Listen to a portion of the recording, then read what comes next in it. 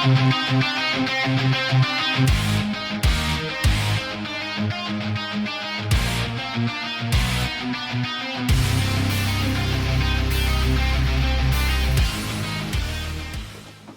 to another episode of Dad's Rules with Kevin Belzer. And again, we are joined by Melissa Belzer. Hi. I don't know if I said your name in the last time we were on here, but it's all right. It would have been in the show notes, so it's all good. They can read. I hope so. That is actually a good point. Maybe they can't read. So now the Maybe ones that can't? if you couldn't read it in the last one, just have somebody read it for you, and it would have said that it was Melissa Belzer. So I want to ask you a question. Okay. Okay, so when you go to a amusement park, what is your favorite ride? Ooh. Any and all roller coasters. Upside down, up high, down. I will, standing up, like Iron Wolf, I don't know what they're called these days, but any and all roller coasters. Do you have a favorite roller coaster?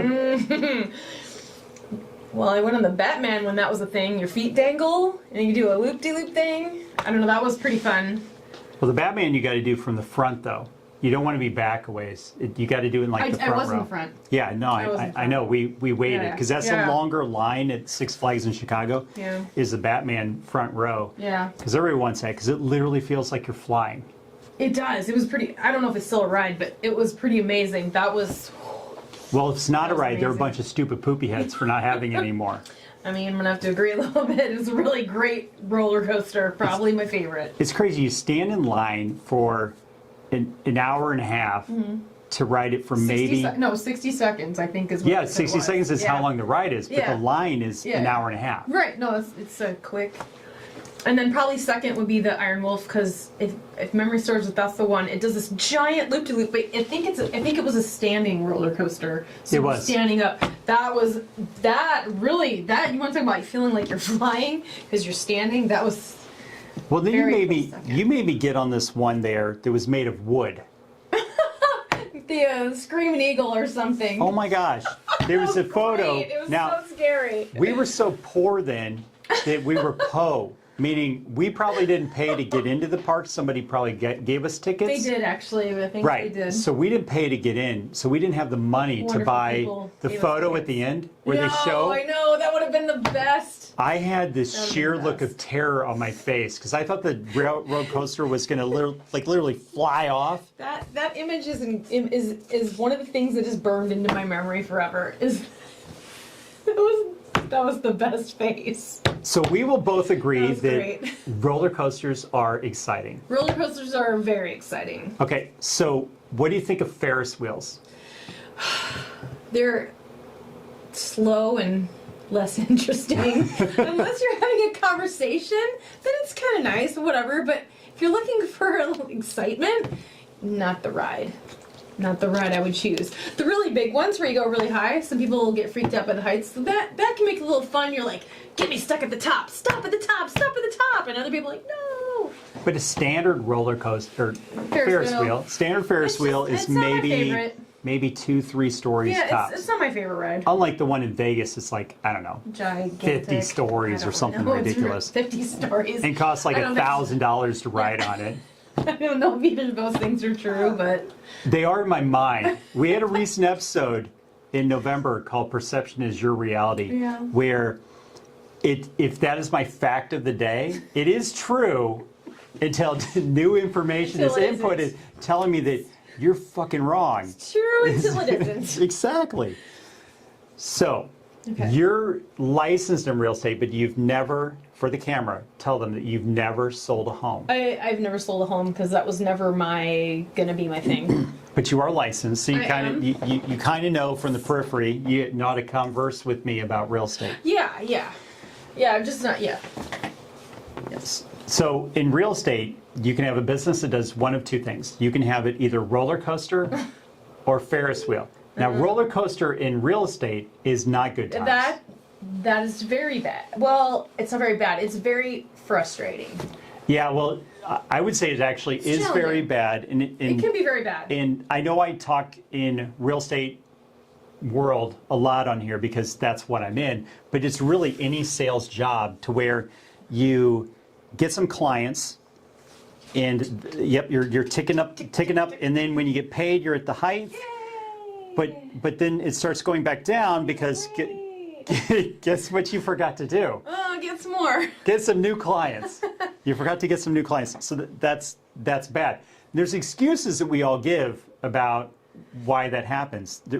We think that all our time needs to be spent on that client.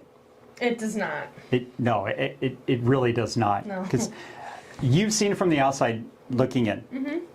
You've seen from my world. How long do you think that a buyer or a seller, actually both, how long do you think they take in the 30-day time frame from them going under contract to closed? They get their money, we get our money. How many hours do you think that is? To get from escrow to close? Yeah, to get from the starting process to the paid In working process. with the client? Yeah, how many hours? A lot of hours. You think so? Well, if you're just going, okay, well, not for you, you go take them out, you're like, oh, they got a house and they're in escrow. So for you, it's not so much. But if you got to do that, but sometimes you got to like walk them through the process. If it's a first-time home You do, but how long do like those phone calls take to walk them through different stages? And then you think about there's a home inspection, there's inspection repair requested, there's talks with the lender, with there's title. a lot of boxes to check for sure. But how many hours do you really think that takes? Because let's say that you only worked 40 hours a month, or 40 hours a week, I should say. So 160 hours is available during the course of that 30 days. How many hours of that 160 hours do you think would take to close that one You're talking client? about boiled down time. Oh yeah. Of actual time. Yeah, not sitting there and pontificating and meditating over the client. How long do you actually think it takes? I'm just curious from somebody that's not in it every day, what you think it is. I mean, you're talking about just actual client time, not driving to them or anything like that. It can be all of it. You can have that. You can have that in too if you want. Okay, because most clients won't require you to drive to them because most things are phone calls. No, I've seen some where it's less than an hour, and then others where it seems like 40. Okay, so you're gonna say, well, I don't think it's ever been 40. No, I said it seems like it. I've seen where you've just met with a client right in house, boom, and then you're just basically just kind of sometimes just a little bit of email, quick sign this, quick sign that. Okay, now this is what we're doing. Mm-hmm. You're just doing your updates, like 30-second pops, and it might be a couple hours. Oh yeah, I'd say there was one I recently closed that, even the time that I had to go to the house and everything to show that repairs were in works or whatever the case would be, maybe 3.5, 4 hours total. Yeah. And this was a buyer. Right, okay, and buyers okay. generally take longer. They do. So even though we had to go and confirm stuff and all that fun stuff, because I was smart enough to work a deal that was close to my home, 20-some minutes from my house, even all that, the whole course of the month, out of those 160 hours, if that's all an agent's working, 3.5 hours to that one person. But what do we notice that most agents do? They put that one in, and they go, well, I got to babysit this deal. I was going to say, they babysit, and they walk them through single thing, and meet with them, and walk them through all the thing, and do all the driving back and forth, and they don't need to do that. Now, I would say that when I got into real estate, I did the same thing. I agree. Exactly, because we saw our money do that. Right? No, you did. Yeah. Because you thought you had to. Well, I didn't know what the fuck I was doing. That's the honest truth. Is I had no clue what I was doing. You feel like you gotta manage the whole thing. Yes. Yes. Yes. No, I understand. And that is a mistake that most agents make. Is that, and this isn't any sales. Is that you have to be comfortable to know that I can hand this off to somebody else in any sales profession. Yep. Whether it's real estate or mortgage world, insurance, any sales. There's a process. Even when you're selling cars. When I sold cars years ago, there was a point to where they went and did the test drive. I didn't even go with them on the test drive. A lot of times I was No. working somebody else. That's So true. they went on the test drive with themselves because I got a copy of their insurance and their driver's license, and why am I going to get in the way of the sale? Because do you No. like it when the sales guy sits in the back seat? I don't. It freaks me out. It freaking annoys the crap out of me. It's not annoying to me. It just makes me uncomfortable. Look, if can't you- talk about the car and can't be real with him hovering. And honestly, when we were in the Scorpion and driving that, he looked terrified in the back seat. Yeah, we were scaring him a little Well, bit. he never should have been in the back seat. I had to see if this thing could really do 100, Yeah. theoretically. I warned the guy one time what I told him I was going to do, so he had warning, but I still think it freaked him out. Right. So he should have known that he needed to hand it back to me, and I do my thing right there. Because there's sometimes to where, as what we should be doing is going, okay, I told the client this, they need to just go do it. Or I talked to the lender, and the lender said they're on it, and trust that you're working with a qualified lender. Same thing with title. Yeah, you'll check in every now and then, or better yet, you get an assistant. Oh, yes. Definitely. That's need one of an the biggest assistant. changes. That's one of the biggest changes I made in my world. So the 3.5 hours was because I had an assistant. Mm-hmm. If I hadn't had an assistant, yeah, I probably would have babysat the deal. But while they were handling all their stuff, I let title, lender lend, the inspector do its inspection. None of that stuff is my job. It's somebody. Coordinate. Yeah, it's somebody else's job. And I think that the problem that most people make in sales to where they get in the roller coaster is they go, well, I have to control the whole thing. Instead of making new business. Correct.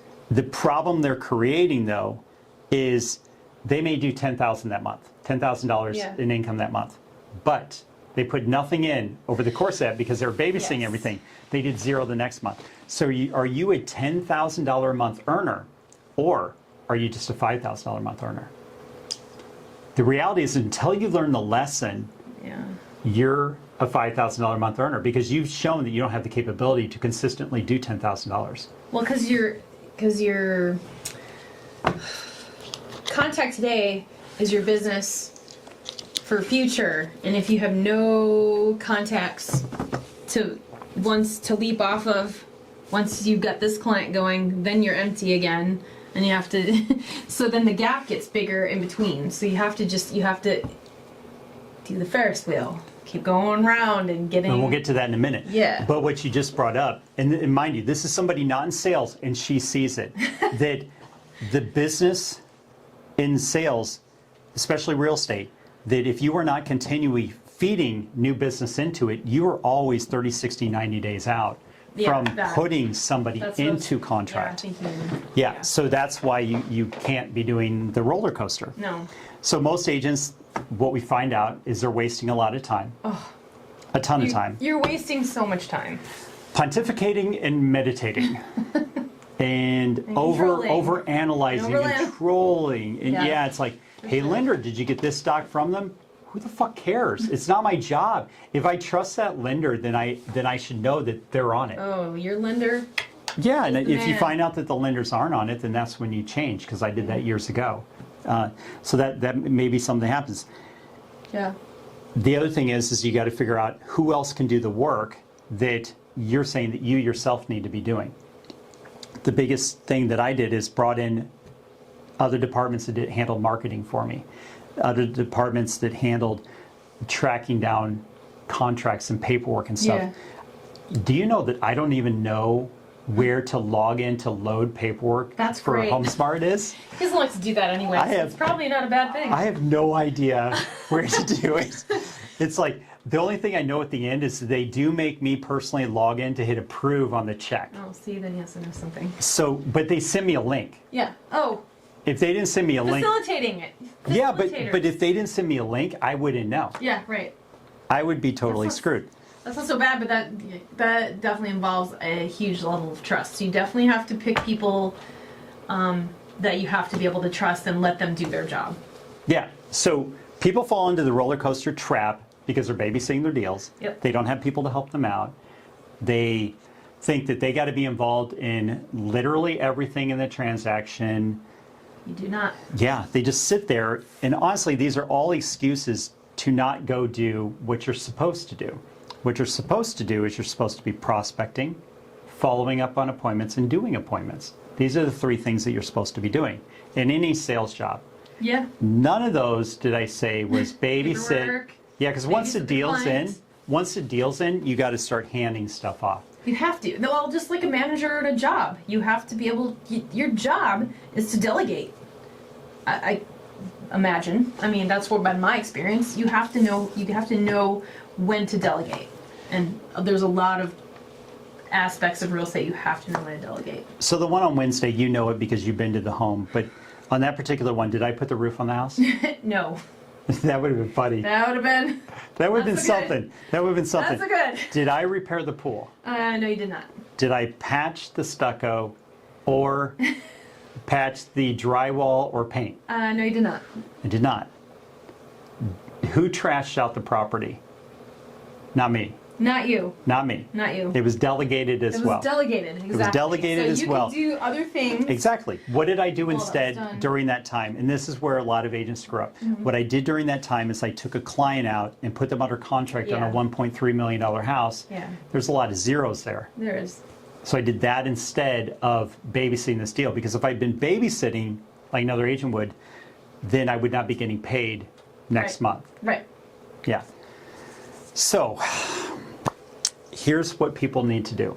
They need to, instead of doing the roller coaster, need to be doing a Ferris wheel approach to the business. So as you're loading people off the Ferris wheel, the people that got paid, you need to be loading new people on it. Because how does a Ferris wheel work? It literally loads somebody and you go, doot, you go up one level, next seat's there, somebody gets on, go doop, you're up a little bit higher, and it's working its way through the process. Keeping the seats full. Yep. So you're trying to keep the seats full on it. As they're coming off, you need to always be adding new business on. So you got to analyze your business and going, am I babysitting task that can be handed off to somebody else? That's first and foremost. So you got to admit you have a problem. The very first thing you do, admit there is a problem. And then after that, after you admit you have a problem, you have to go, okay, so what am I doing right now that I can have somebody else do? Like, should I stop calling the lender and bugging him every other day like I used to do? I was making it a daily task of mine when I first started. I was absolutely driving these lenders crazy, but I didn't know any better at the time. A lot don't. This is where you're going to help them out early on. So Right. They don't have to do the same thing you did. So if you're not going to be checking in with the lender, checking in with title, checking in, making sure they got insurance on the property, that repairs are getting done, the inspections are being coordinated, because I don't scheduling my appointments for the inspections Nope. or anything. I don't do Coordinator that. does that. Yep. So the second thing you need to do, get an assistant. You need an assistant. Trust me. The assistant will pay for itself, because people are like, I can't afford an assistant because it's going to cost me X amount. You can't afford not to have the assistant. No. And most assistants in this business will get paid per deal. So Well, they get paid at close. yeah, they get paid per deal. So they're going to get paid out of that. So it's not like you're always going to be paying them upfront anyway. So that's something else to look at. Next thing you need to be doing is that if you're spending all 160 hours that we allocated for the month, if you're spending all of that on babysitting this one deal, instead, why don't you take a step back and start running a schedule? Your schedule needs to have to where you're making prospecting calls, follow-up calls, and appointments. Those are the 3 tasks you need to be doing. Everything outside of that is delegated. You have to stop treating your business like a $20 an hour business and start treating it as a $500, $1,000 an hour business. Because if you start looking at every task you're doing and saying, is this a $1,000 an hour task or is this a $20 an hour task? What's going to end up happening is you're going to go, oh my gosh, there's all this stuff I can take off my plate, assign to somebody else, and you're going to gain hours back into your schedule. Because you see that I do a lot more income now, but I actually work less because of it. Other thing, track your day. Just absolutely track your day. Do this for like a week or two to where you're literally everything you're doing throughout the day, you're looking at it going, I spent this amount of time on this. You're going to find within days, honestly, it's not even going to take you a week or two. You're going to find that, oh my gosh, there's this time to where I picked up my phone to check the text, and the next thing you knew, I was on Facebook looking at that, or I was on Amazon buying something. sucked in. Yeah, you're going to, or Yeah, you're going to find that happens to all of us. Yeah, it does. It does. But you just have to admit you have a problem and then fix the problem. So track your day. Do this for a week or two, and you're going to find out where you're wasting a lot of time. In conjunction with the running a schedule, it's going to fix a lot of things. Lastly on that, hold yourself accountable. If you find that you screwed up, admit it, that you had a problem, that you screwed up, and course correct. It doesn't mean like, okay, here's a perfect example, because we're right at the end of the year. Right at the end of the year, beginning of the year, when this is going to be broadcast. You have New Year's Eve where somebody goes, I'm going to start a diet, or I'm going to start exercising. They do it for a few days, and they fail a day, and they go, well, I guess I'll do it next year. They literally punt it right off the whole another year. Here's what I want all you to do. Hold yourself accountable. You screw up, start over. Each day's a new day. Yeah, it's a new day. Because the thing is, most salespeople do not run their business like a business. They run it defensively instead of offensively. Offensively, what I mean by that is you're prospecting, you're doing follow-up, and you're doing appointments. That's offensive. Handling paperwork, scheduling inspections, following up with lenders' titles, all that fun stuff. That's all defensive. That's stuff that should be done by an assistant. Yeah. So you have to start going from another aspect. Am I running this offensively, or am I running this defensively? And if you're running it defensively, you got to change your approach. Once you change your business to an offensive approach, now we have a duplicatable business. And you can pass this on to scaling, adding a team of people, other agents, but that's a talk for another day on that. Lastly, you need to major in the majors and minor in the minors. What do you think I mean by that? Well, the important tasks, there are the important tasks that have to be done. You have to do those routinely. And then the lesser tasks, don't put too much time in the time. Put the time in for the importance of the task, right? Is that what you're getting at? Like that's... Yeah, and this is from somebody not in sales, and she pretty much gets it. But you have urgent tasks, and then you have tasks that, honestly, if you got rid of them, it wouldn't even matter. There's so much stuff that I don't do now that I was like, oh my gosh, if I stop doing this, what's going to happen? Yeah. You know what happened? Nothing. Nothing happened. Nothing happened. I did have the middle stuff that was it's still important, but it's not urgent. It's not mine. And that's the stuff that I'm going to be delegating tasks like that. Which makes total sense, because then it allows you to do what you need to do, what your proficiency is, when someone else can handle the task that you don't need to. Your area of expertise is better, your energy is better put for your area of expertise on the top, on the top stuff to get that moving. Like the coordinator's not going to go prospect the client for you. That's your thing to go show them, prospect the client, show them the home and stuff like that. And you've got the information, you're aware of what the market is. The coordinator's going to handle her part. So yeah. Yep, well said. So to sum it all up, we want to change your business from a roller coaster to a Ferris wheel. So hopefully you got some good tips out of this episode. So we're going to wrap this one up. So until next time, here's what I need you to do.